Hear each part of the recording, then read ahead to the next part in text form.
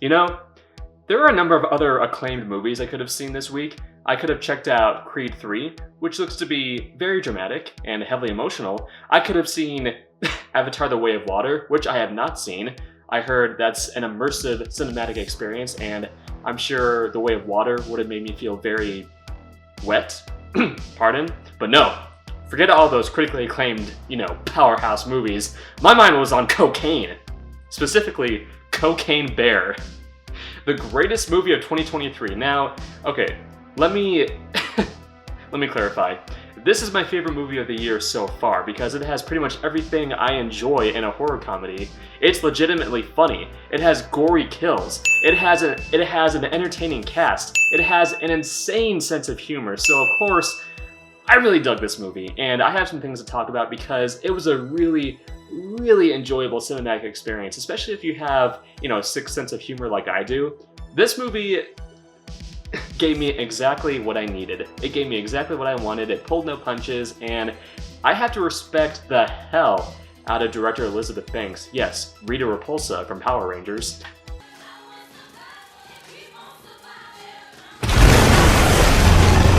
She did a very good job directing this movie, and from what I understand, her intention was to pay homage to, those animal tech films that used to, appear in cinemas back in the 70s and the 80s.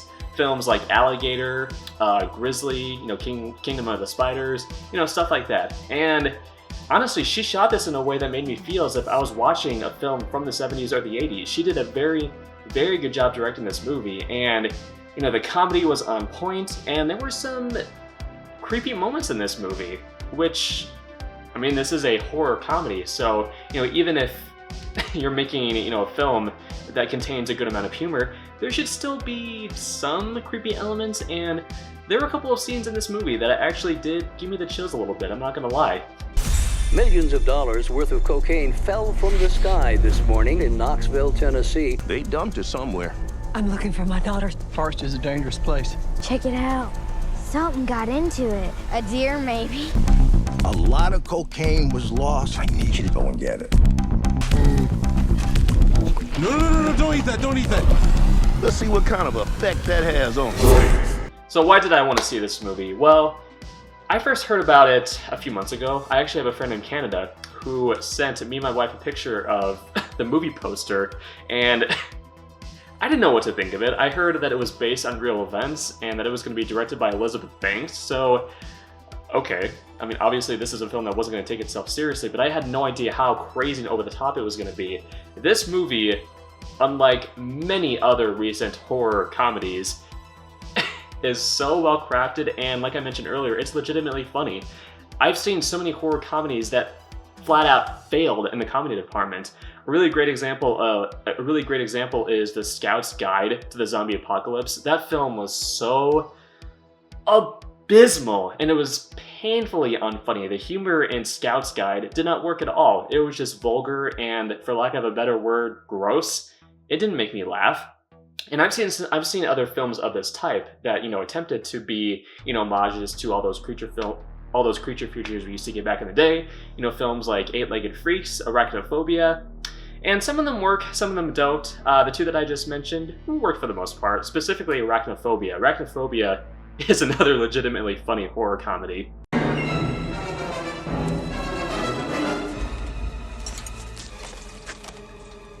Rock and roll.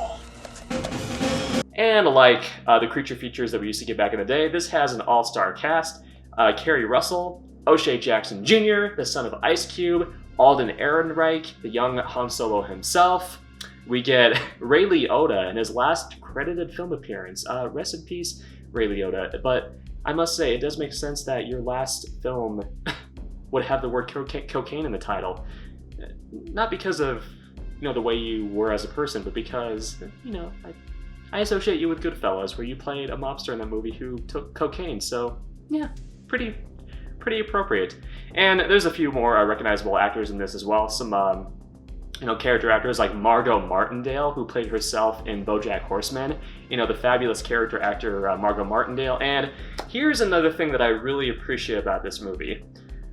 All the characters in this, none of them are particularly complex or, none of that. You know, this isn't a Richard Linklater film, but they're all quirky enough to be entertaining.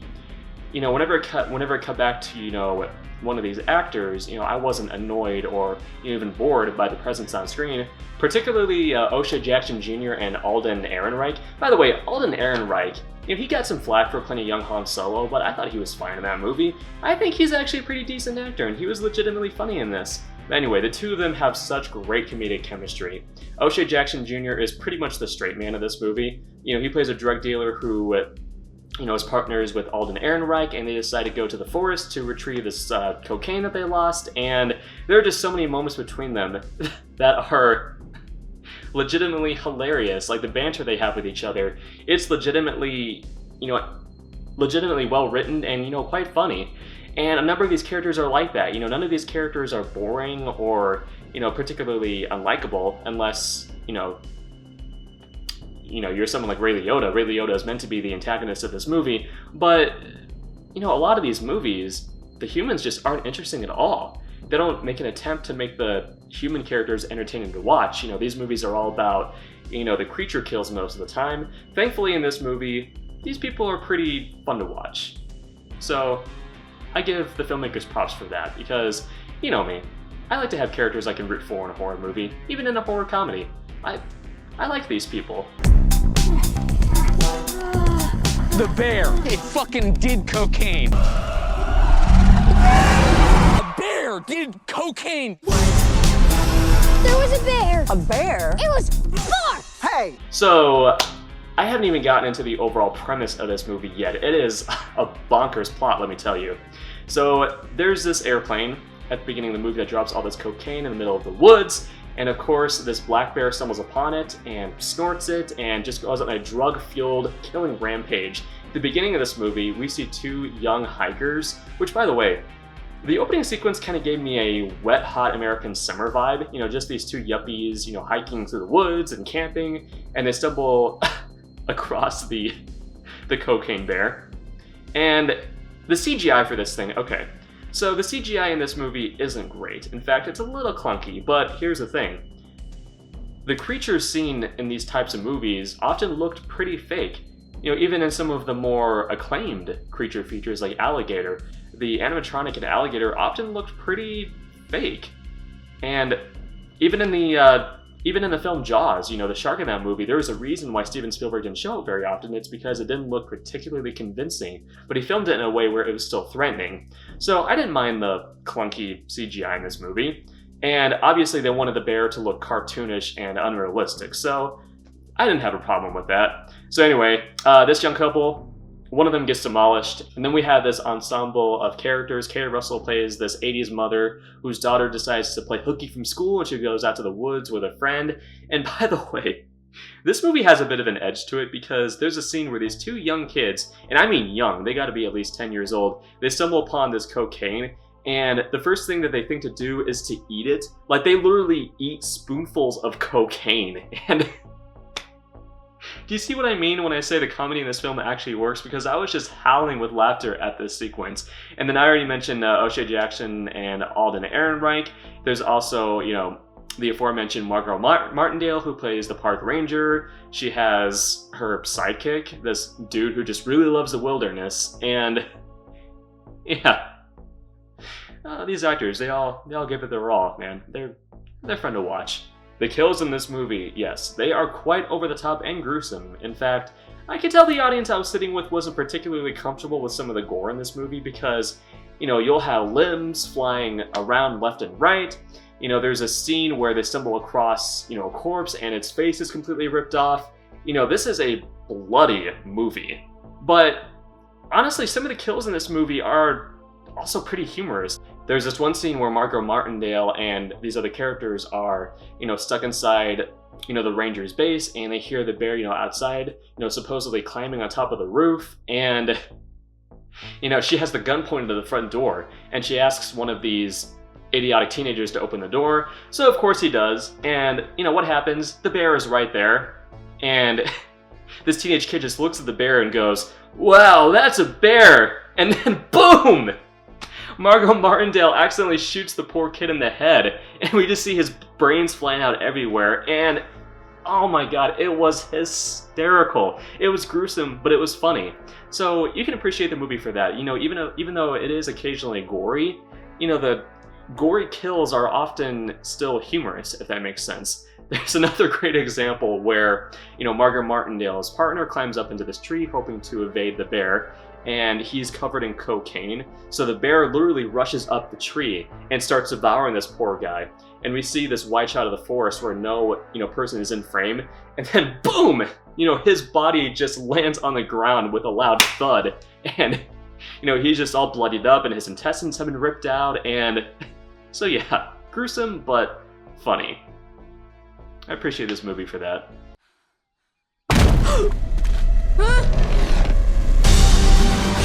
Oh shit! Kinda seems like the thing that stays with a man forever.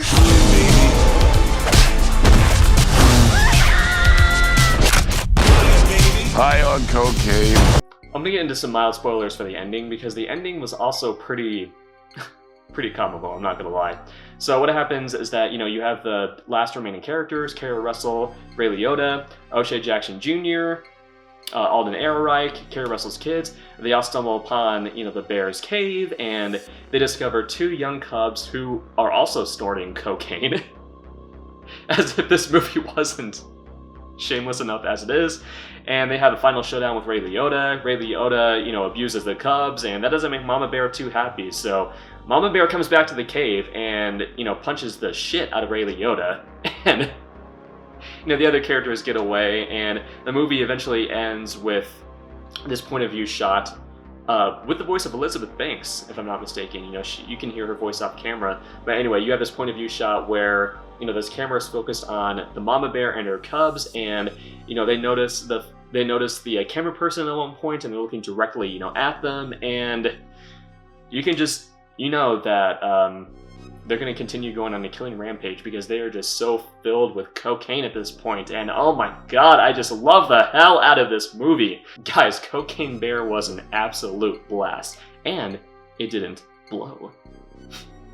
For those of you who don't know, I really appreciate a really bad pun, so there you go. Elizabeth Banks, some of her previous directorial efforts weren't the greatest. Charlie's Angels, a film that I'm sure many people have forgotten, but Cocaine Bear, it was a legitimately well-crafted and entertaining horror comedy. Elizabeth Banks, you did a very commendable job directing this movie. I was thoroughly impressed with the way you handled certain sequences. Oh, before I wrap things up, guys, I have to talk about my overall favorite scene in the movie.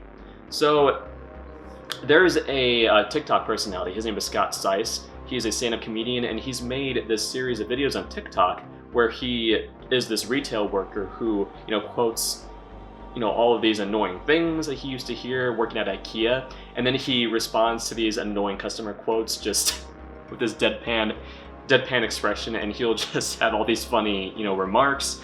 But yeah, Scott Seiss, he's in this movie, and he's actually on screen for a few minutes, and he's in my favorite scene. He plays this ambulance driver who shows up at the forest base, and you know how I mentioned earlier how this film does have a couple of creepy moments? This sequence is legitimately creepy because, you know, they show up and it's a complete bloodbath. You know, there's blood all over the place. Margot Martindale is incapacitated. She is, you know, sitting in the corner, all bloodied up, and, you know, Scott Seiss slowly approaches this closed door because he hears something behind it. He slowly opens the door, peers in, and there is this mangled corpse, and then we see the Cocaine Bear just sitting in the shadows, you know, just slowly revealing itself. And it's actually a pretty creepy scene. But what happens is that, you know, Scott Seiss, the other ambulance driver, and Margot Martindale, you know, they run away, they get into the ambulance and drive off, and the cocaine-filled bear gives chase. It actually catches up to the ambulance, and there's this great slow motion shot where the bear just leaps into the ambulance and tears them all to shreds, and, you know, Margot Martindale flies out of the ambulance, and, you know, she's tied to this, whatever the hell it's called, this hospital bed, I forget what the name is, and, you know, she just slides down the road, and her brains just get all over the place, and it was my favorite scene in the movie. It was intense, it was insane, it was bonkers, pretty much this movie in a nutshell. I don't care what else comes out this year, guys. I'm sure there'll be a number of critically acclaimed dramas. I hope Marvel delivers some decent movies in the future. I wasn't the biggest fan of Ant-Man and the Wasp: Quantumania. I thought it was pretty average. Megan was overall pretty decent. I didn't mind that movie at all. But yes, Cocaine Bear is top tier entertainment. It is my favorite movie of 2023 so far. Even though I haven't seen too many this year, this movie is going to be hard to beat because it just has everything I enjoy in a horror comedy.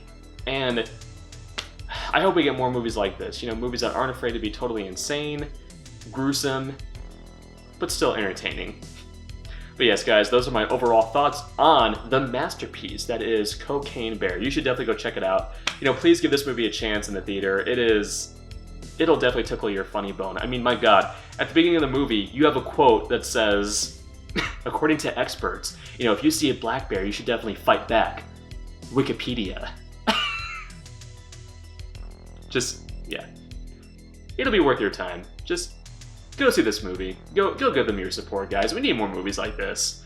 And oh, based on true events, yeah, sure. That's another thing this movie satirizes. It satirizes other horror movies that claim to be based on true events, like The Conjuring. Yeah, just these over-the-top ridiculous horror movies that are in no way realistic, but they're supposedly based on true events.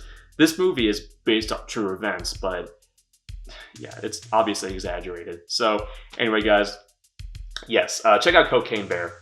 Next week, man, we got Scream 6, one of the big ones. I've been highly anticipating Scream 6. That's one of the most anticipated horror movies of the year. If you like this review, guys, please subscribe to my channel, Round the Clock Frights, for more horrific content. And, let me know what other horror movies you're looking forward to in 2023. I'd love to hear from you guys. I love talking to you. I love hearing your opinions. And yes, guys, have a very good day and a very scary day. And I'll talk to you guys again soon. I will be back with a review of Scream 6 next week. It's finally happening, guys. Take care and stay spooky. Round the Clock Frights, signing out. Oh, God, I want some Coke.